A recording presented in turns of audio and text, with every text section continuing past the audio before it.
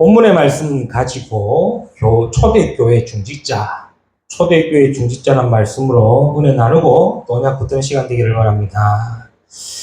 저와 여러분이 지금 사도행전을 우리 보면서 그 작은 자가 천명을, 그 약한 자가 강국을 이루리라는 말씀의 성취를 우리가 확인하고 있죠. 그러면서 제가 말씀을 쭉 묵상하는 가운데에 두 가지 생각이 딱 들더라고요. 첫 번째 생각은 뭐냐니까, 이 초대교회의 이 응답을 우리 교회도 받을 수 있을까? 라는 생각이 있어요. 물음표가 딱, 이 응답을 우리 교회도 받을 수 있을까? 라는 생각과, 또 두 번째 드는 생각은, 우리 교회도 초대교회 응답을 받아야겠다.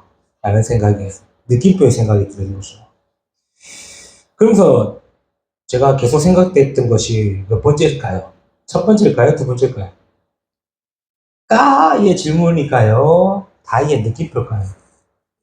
아무래도 첫 번째 게 더 많이 생각나더라고요. 우리 교회 응답받을 수 있을까? 우리 교회가 될까? 뭐 이런 지금 생각이죠. 그런 생각이 많이 들었지만 그래도 생각을 계속 고치면서 우리도 응답받아야겠다 라는 그런 말씀을 붙들게 되었습니다. 하나님은 지금 초대교회를 통해서 지금 교회를 세워져가는 모습을 우리는 계속 확인하고 있죠. 서론에서 우리가 확인해야 될 것이, 하나님은 왜 교회를 세우시고 교회를 이렇게 준비하게 하셨고, 오늘은 이 교회의 중심자가 세워지는 이런 모습을 보면서 하나님은 왜 교회를 세우려 하실까 우리가 알아야 되겠죠.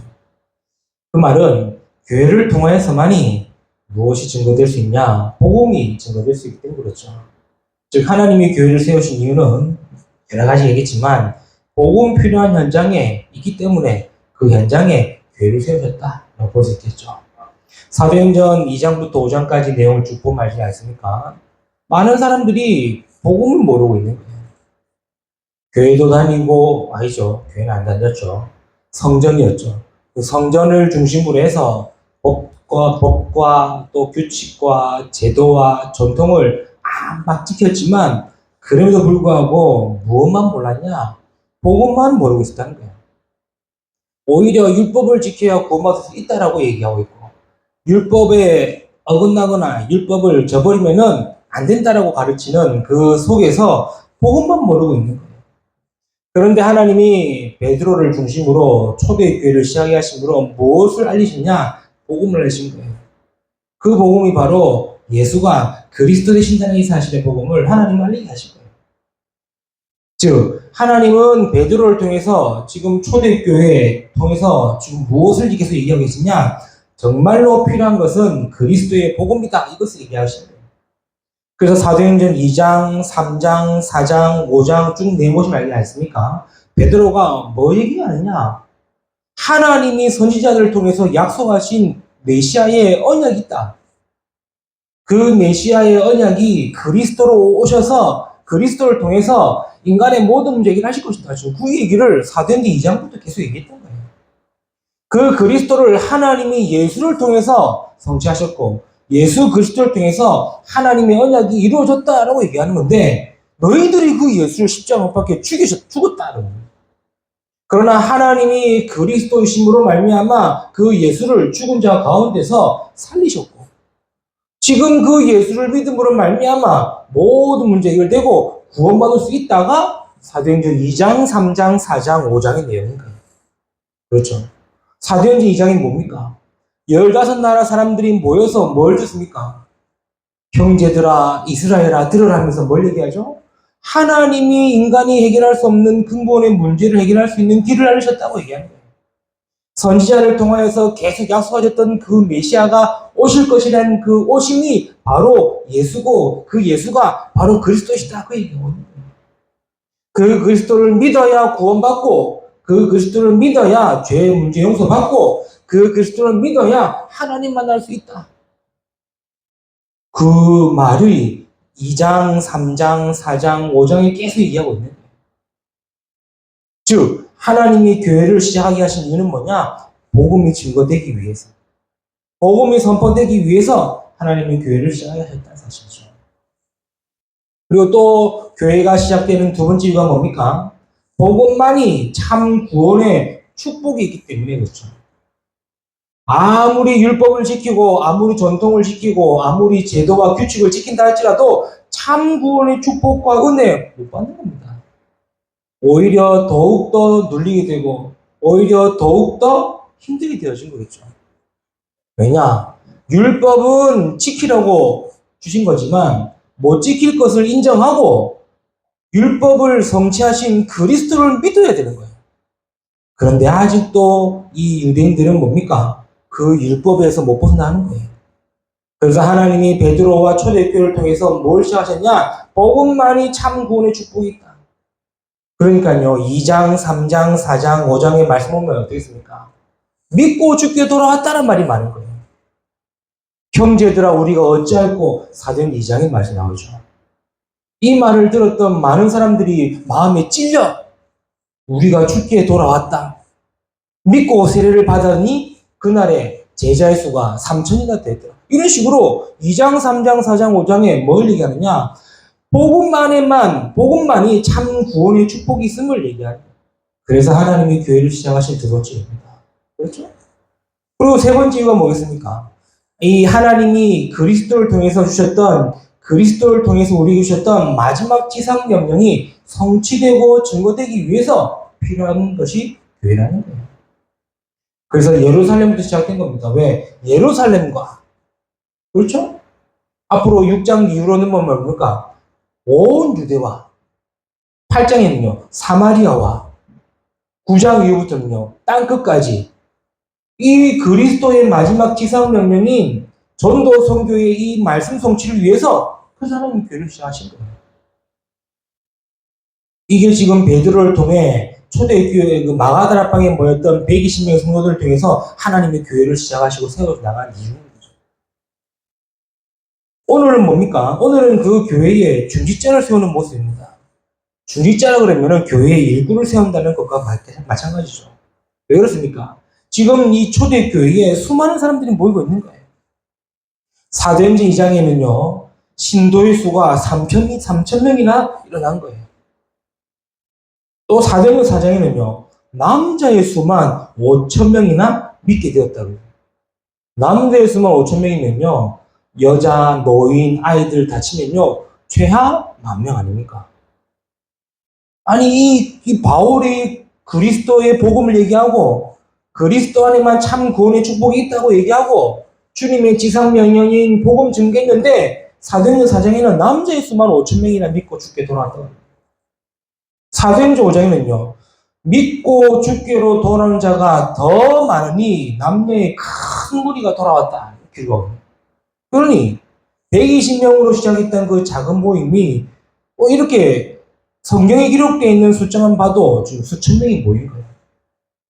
수천 명이 모일 수 있는 그 현장 그 지역에 뭐 있었겠습니까? 교회당이 있었겠습니까? 없었겠죠. 그래서 계속 솔로몬 행각이라는 곳에 모이고 성전 주변으로 모이는 거예요. 그러니까요, 여러 가지 문제들 나고, 분쟁도 일어나고, 분란도 일어나고, 막 갈등도 일어나는 거예요. 그 시작이 오늘 6장의 1절에 얘기하고 있죠. 그때의 제자가 더 많아졌는데, 헬라파 유대인들이 자기의 과부들이 매일의 구제에 빠짐으로 히브리 사람을 원망하니, 막 이런 식으로 교회 안에 여러 가지 문제와 갈등이 나는 거예요. 그래서 하나님이 오늘 누굴 세우느냐? 교회의 일꾼을 세우는 겁니다. 오늘 저와 여러분이 말씀을 통해서 확인해야 될 것 세 가지가 있습니다. 그 언약을 붙드는 시간 되기를 바랍니다. 첫 번째입니다. 사도행전 1장부터 우리 6장까지 말씀을 쭉 보면서 교회는 뭐냐 알아야 되겠죠. 그 첫 번째가 뭡니까? 교회는 하나님의 주인이시다는 거예요. 이걸 우리는 기억해야 됩니다. 교회의 주인은 하나님이시다. 목사가 개척해서 세워지지만 아닙니다. 그렇죠. 뭐 몇몇 사람이 힘을 모아가지고 교회를 세우는 것이만 아닙니다. 하나님이 교회를 세우신다는 거예요. 이거를 우리가 알아야 되고, 이걸 인정해야 되고, 이걸 기억해야 돼요. 지금 초대교회 이렇게 시작되지 않습니까? 그렇죠? 지금 사도와 함께 모였던 사람들이, 자, 우리가 이제 교회 합시돼가지고 교회 시작된 게 아니에요. 그렇죠? 우리가 힘을 모아가지고, 17만 모아가지고, 우리가 당을 짓고, 교회를 하자. 그렇게 시작된 게 아니에요. 하나님이 시작하게 하신 겁니다. 그렇죠? 하나님이 시작하셨기 때문에 교회의 주인은 하나님이시다 기억하셔야 돼요. 그런데 오늘 초대교회에 여러 가지 갈등과 문제가 있었죠. 헬라파 유대인들의 과부들이 구제받는 일에서 제외되고 있는 거예요. 이러니까 히브리파 유대인들을 원망하는 거예요. 교회 안에서 이런 사람 저런 사람 뭐 원망하는 거예요. 여기서 알아야 되는 거죠. 아, 교회의 주인은 하나님이시구나. 왜 그렇습니까? 그게 인정되지 않으면은 교회 안에서도 이파 내파가 나오는 거예요. 교회 안에서도 끼리끼리가 나오는 거예요. 그렇죠. 물론 성도의 교제와 신앙을 위해서 그런 모임이 필요하지만 교회는요 그런 모임을 갖는 교회가 아닙니다. 내가 어울리고 내 말이 통하고 나랑 맞는 사람끼리 모여서 예배하고 교회하는 것이 아니죠. 그렇죠.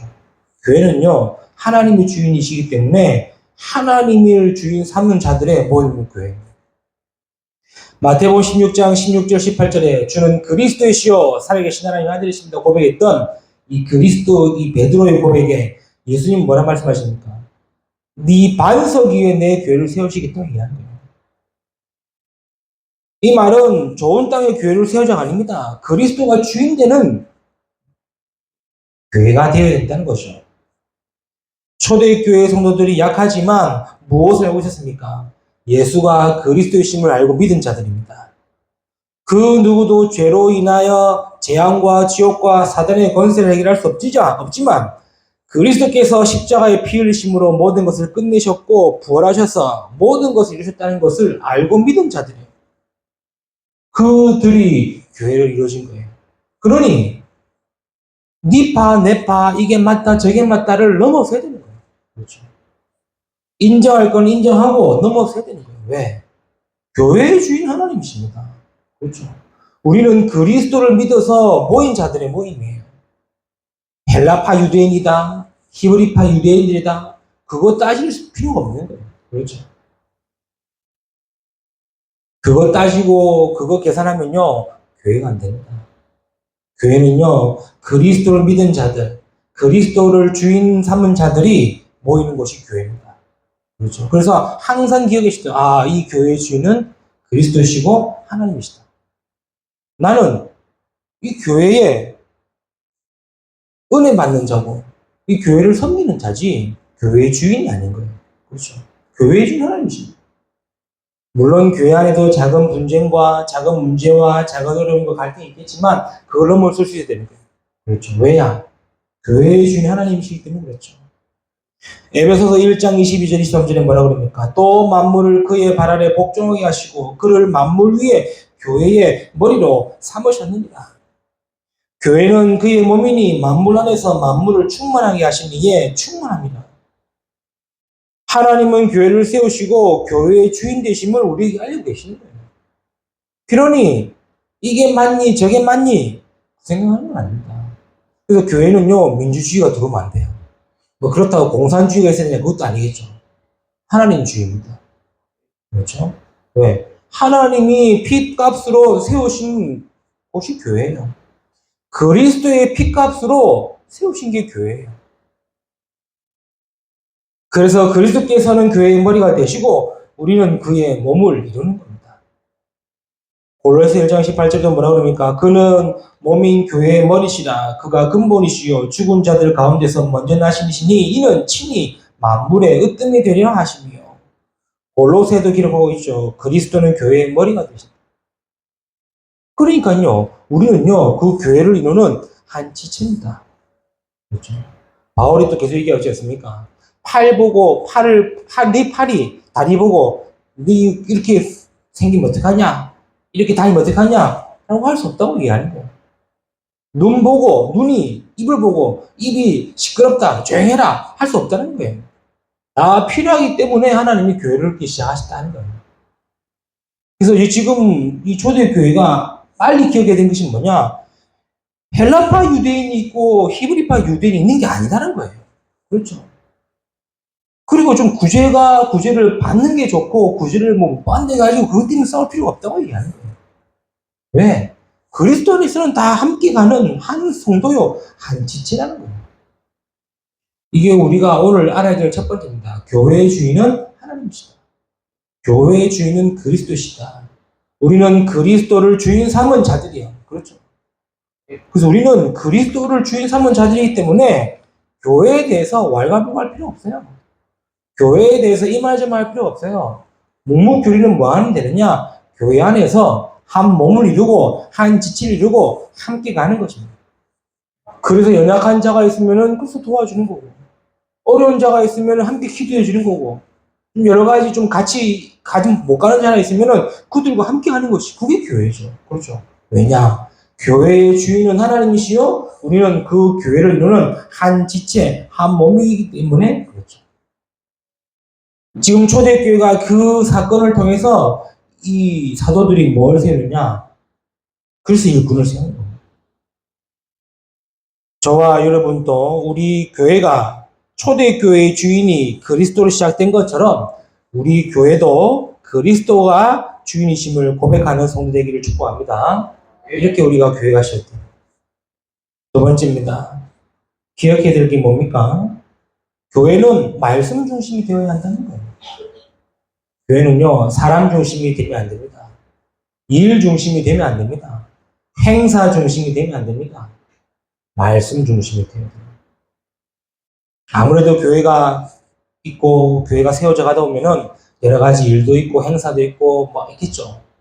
그러다 보면 자칫 잘못하면은 행사 위주로 가게 되고 일 위주로 가게 되는 거예요. 아닙니다. 교회는요, 항상 말씀 중심이 되어야 되는 거예요. 1절의 갈등과 내부의 문제가 생기니 사도들이 무엇을 상기시켰습니까? 2절에 12사도가 모든 제자를 불러 이르되 우리가 하나님의 말씀을 제쳐놓고 접대를 쌓는 것이 마땅하지 아니하다. 이 말은요, 구제도 중요하고 교회에서 여러 가지 일도 중요하지만 교회는 무엇을 중심으로 인도받아야 하냐? 이 말이에요. 바로 말씀을 중심으로 해서 인도받아야 한다. 이것을 지금 상기시키는 거예요. 그러면서 한 말이 뭡니까? 4절에 우리는 오로지 기도하는 일과 말씀 사이에 힘쓰겠다. 이야기합니다. 여기서 우리가 기억해야 될 두 번째 이야기죠. 교회는요, 말씀 중심이 돼야 한다. 그래서 사도행전 2장 42절에 사도의 가르침을 받아야 한다고 말씀하고 있죠. 이 말은 뭔 말입니까? 사도들이 설교를 잘해야 한다는 말이 아닙니다. 또 반대로 성도들은 무조건 목사의 말을 잘 들어야 한다 이 말도 아니에요. 말씀 중심이 되어야 한다는 말이에요. 그렇죠. 말씀 중심이 되어야 한다는 거예요. 교회는요, 말씀 중심으로 가야 됩니다. 우리는 이걸 보고 강단이라고 합니다. 하나님은 지금도 주의 사자들을 통해서 말씀을 주십니다. 그래서 저와 여러분이 여기에 대한 절대 주권이 있어야 내가 강단을 통해 힘을 얻고 은혜 받고 살아날 수 있는 거예요. 그렇죠. 이게 없으면요, 늘 말씀 때문에 갈등하게 돼요. 은혜 안 되는 성도들의 공통적인 말이 뭔지 압니까? 말씀이 안 들린다는 거예요. 은혜 못 받는 성도, 또 교회에 적응 못하는 성도, 교회에서 막 참여 못하는 성도들의 99%의 말이 뭔지 압니까? 말씀이 안 들린다는 거예요. 이거는 둘 중에 하나가 문제겠죠. 뭡니까? 말씀 전하는 목사가 가짜거나 말씀 받는 자신이 가짜거나 둘 중에 하나겠죠. 하나님은요, 절대로 성도들을, 특히 하나님의 백성들, 하나님의 자녀들을 그냥 두시지 않습니다. 이 말은요, 반대로 얘기하면요, 하나님은 그 어떠한 목사를 세우더라도 하나님은 성도들에게 필요한 말씀을 전달한다 이 말이에요. 그 설교자를 두고 기도해야 되는 것은요, 이것 때문입니다. 하나님은 강단을 통해 내게 주시는 말씀이 있어요. 그렇죠. 그럼 목사가 화려한다고 해가지고 말씀이 좋다 나쁘다가 아닙니다. 목사가 찌질하다 해가지고 말씀이 좋다 나쁘다가 아닙니다. 하나님은 내가 들어야 할 말씀이 있기 때문에 그래서 목사를 세워서 말씀을 듣게 하신다는 거예요. 나를 통해 말씀을 성취하실 것이기 때문에 하나님은 말씀을 주신다는 거예요. 그래서 반대로 하나님은 성도를 통해 성도들이 말씀을 드려야 하기 때문에 목사를 통해서 말씀을 주시는 겁니다. 이게 사도의 가르침이에요. 이게 초대 교회가 시작되어졌던 배경입니다. 말씀 주시는 겁니다. 그 사역이 지금 베드로의 이 사도행전 2장부터 5장까지의 사역이 아닙니까?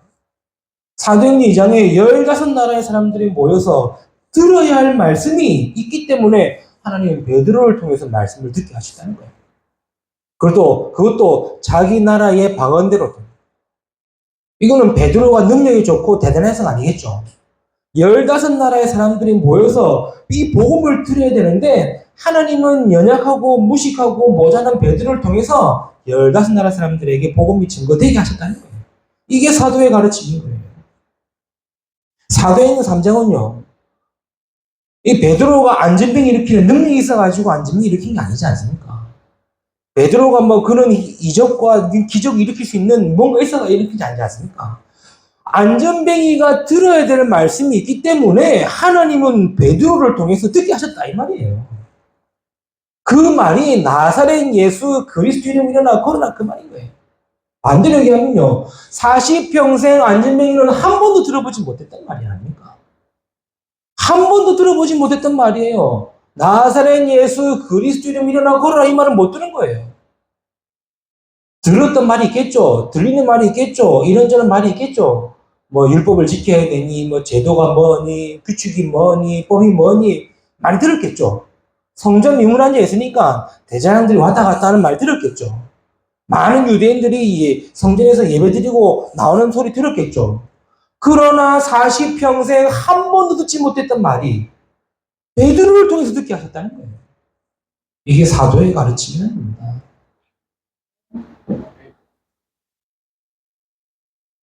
또 사도행전 3장 후반절, 사도행전 4장에 어떤 말입니까? 공회 앞에서 대제사장들, 서기관들, 성전 맡은 자들 뿐만 아니라 예루살렘에 사는 모든 사람들이 들어야 할 말이 있습니다. 뭔 말입니까? 하나님이 메시아의 언약을 약속하셨고 그리스도를 보내시겠다 하지 않았냐? 그 말을 듣게 하셨던 거예요. 그 그리스도를 하나님이 예수로 보내지 않았냐? 너희가 그 예수 그리스도를 십자가에 못 박혀 죽이지 않았냐?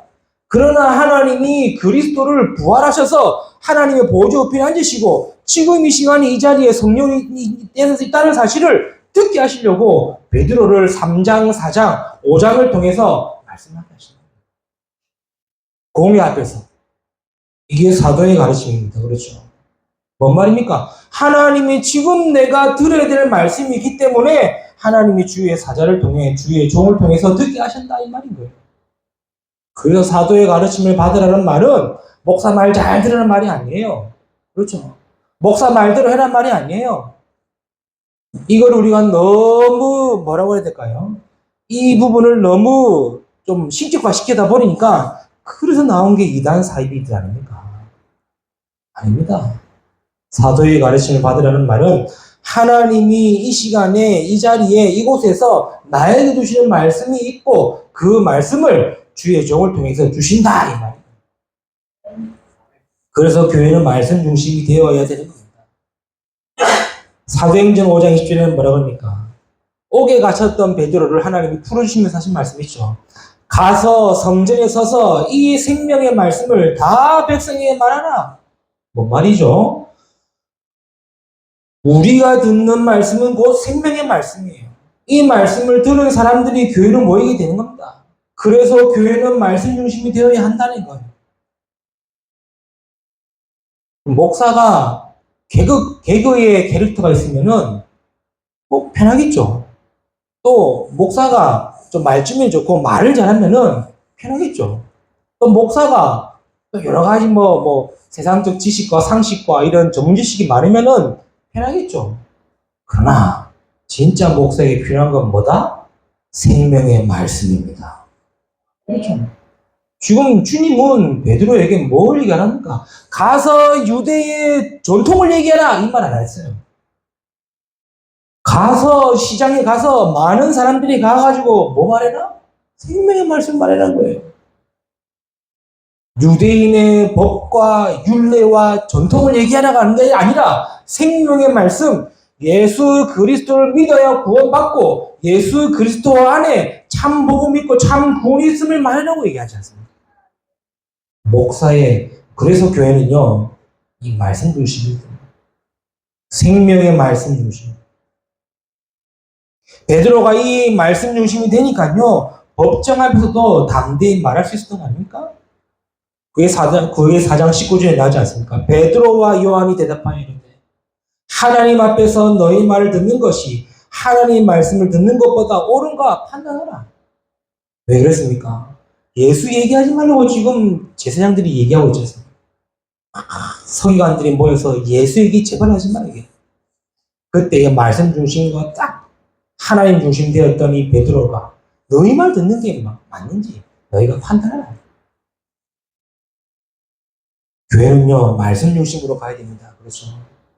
아무리 이 사람, 저 사람 말이 맞다 할지라도, 이 계획, 저 계획이 맞다 할지라도, 항상 말씀 중심으로 가야 될 줄 믿습니다.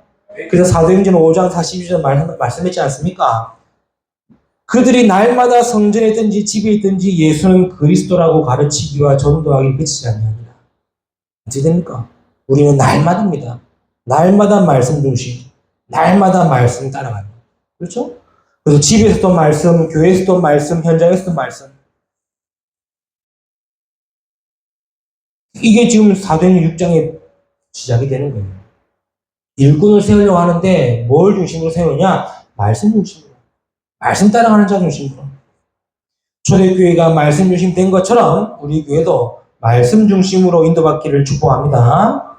세 번째입니다. 기억해야 될 것이 뭐겠습니까? 교회는요, 하나님이 일을 하는 곳입니다. 그래서 필요해서 세우는 것이 중직자요, 일꾼이요, 교회의 직분자들이죠. 3절에 얘기하죠. 형제들아 너희 가운데서 성령과 지혜가 충만하여 칭찬받는 사람 7을 택하라. 우리가 이 일을 그들에게 맡기리라. 이 말은 뭔 말입니까? 교회가 정말로 하나님이 주인 되시고 말씀 중심이 되도록 교회의 직분과 또 교회의 일꾼을 세우겠다는 거예요. 그래서 대충 세우겠다 아니라 성령과 지혜가 충만하고 사람들에게 칭찬받는 사람을 택하라는 거예요. 이 말은 뭔 말입니까? 대충 나이가 들면 중직자를 세우라는 것이 아니죠. 또 교회에 헌신할 것 같은 사람을 일꾼을 세우는 것이 아닙니다. 교회를 오래 떼가지고 교회를 일꾼을 세우는 게 아니에요. 성령과 지혜가 충만하고 칭찬받는 사람을 세우는 겁니다. 이게 왜냐? 하나님 일을 하시려는 거예요. 그래서 교회의 직분자들은요, 교만하거나 혹은 자만하면 안 됩니다. 하나님 일을 하기 위해서 나에게 직분을 주셨구나. 나를 이렇게 세우셨구나. 중직자가 될 사람들은 절대 지면 안 돼요. 하나님 일을 하기에 섬김과 헌신의 자세가 필요한 겁니다. 그래서 이렇게 7명의 집사를 세우는 거죠. 왜 그렇습니까? 하나님 일을 하시기 위해서. 그 일이 뭡니까? 그게 바로 복음운동입니다. 교회는요, 복음운동을 위한 거예요. 중직자를 세운 이유는요, 복음운동을 위한 겁니다. 복음을 지켜야 돼요. 그리고 복음을 전해야 되고, 복음을 전달해야 돼요. 이게 교회 일꾼들의 사명이고, 중직자들의 사명입니다. 이게 하나님이 일꾼들을 통해서 일하고자 하시는 내용이에요. 복음이 사라지고 있습니다. 복음이 지금 희미해지고 있어요. 시대가 가면 갈수록 과학이 발전하고 세상이 발전하지만 오히려 영적 문제는 급증하고 있어요. 눈에 보이지 않는 이 사단의 이 흑암은요, 파고들어와 있어요. 막을 길은 복음밖에 없습니다. 그렇죠? 막을 길은 복음밖에 없어요. 그래서 교회는 중직자들은, 교회 일꾼들은 복음 지킨 자들이다. 교회에서 내가 중직자다, 내가 교회 일꾼이다. 그럼 교회의 복음을 지키는 자들이에요. 왜냐? 복음 들을 곳이 너무나 많지 않습니까? 복음 필요한 현장이 너무나 많습니다. 우리가 못 가고 안 가서 그렇지 복음 필요한 곳이 너무나 많아요. 그래서 하나님은 교회 일꾼들을 세워서 뭐 하느냐? 복음 운동합니다. 복음을 전하고 전달하고 하기 위해. 이렇게 교회 일꾼들이 필요하고 초대교회가 이렇게 일꾼을 세우는 겁니다. 왜? 복음 운동하기 위해서. 이렇게 일꾼들을 세우니까 어떤 일이 났습니까? 이렇게 교회의 일꾼을 세우고 교회의 집사를 세우니까 어떤 일이 났습니까? 그러니까 7절에 하나님의 말씀이 점점 왕성해졌다는 거예요. 이 말은 하나님이 세운 일꾼들을 통해서 하나님의 말씀이 성취가 되고 모든 일꾼들을 통해서 성도들이 말씀 중심이 되고 말씀이 증거되고 힘을 얻고 강하게 전파되어진다 이 말이에요. 초대교회의 중직자 일꾼을 세우니까요. 하나님의 말씀이 점점 왕성해졌다는 거예요. 이래 되니까 어떻게 되죠? 중직자를 통해서 예루살렘에 있는 제자의 수가 더 심히 많아졌다는 거예요. 제자가 일어나는 겁니다. 제자가 준비되어지고 일어나는 겁니다. 왜요? 하나님의 일을 하는 것이죠. 하나님의 일은 다른 것이 아니죠. 교회를 통해 복음운동, 말씀운동, 제자운동. 초대교회 중직자들처럼 우리 교회도 초대교회 같은 일꾼들이 나기를 축복합니다. 이렇게 딱 세 가지나 돼요. 오늘 사도행전 6장에 초대교회가 일꾼을 세웠구나. 일꾼을 세우니까 이런 일이 일어났구나. 이렇게 생각하지 마시고 이 말씀 통해서 기억해야 돼요. 교회의 주인은 하나님이시다. 교회는 말씀 중심으로 가야 되고 교회는 하나님의 일을 하는 곳이다. 그래서 필요한 것이 교회의 중직자여 일꾼이고 그래서 우리가 그 부분의 응답을 위해 기도를 준비하는 거예요. 말씀 듣겠습니다. 우리는 이런 과정 속에 있습니다. 이 여정을 지나는 시간물 속에 있죠. 그래서 과정에 가는 길에는 여러 가지 힘듦도 있고 어려움도 있지만 그러나 끝까지 지나가는 길. 끝까지 가는 자는 그 끝에 응답받겠죠. 우리 교회가 정말로 지금 이런 여러 가지 환경 가운데 있지만 또 현실 가운데 있지만 끝까지 세 가지. 그렇지. 교회는 하나님이 주인이시고 교회는 말씀 따라가야 되는 거고 교회는 하나님이 일하는 곳이구나. 그래서 하나님 나라의 일을 확정하는 거고 하나님의 나라의 일을 완성하는 것이구나. 이렇게 알고 인도받는다면은 하나님은 초대교회의 응답을 우리 교회도 주실 줄 믿습니다. 이 언약 붙들고 응답받고 승리하는 저와 여러분 되시기를 주님의 이름으로 축복합니다. 기도합니다. 하나님 감사합니다. 오늘 귀한 말씀 통해서 우리에게 교회의 하나님의 언약 말씀 주심을 너무나 감사드립니다. 이 말씀 붙들고 이번 한 주간에도 인도받으며 응답받고 승리하는 자 되게 하옵소서. 예수 그리스도 이름으로 기도드렸나이다. 아멘.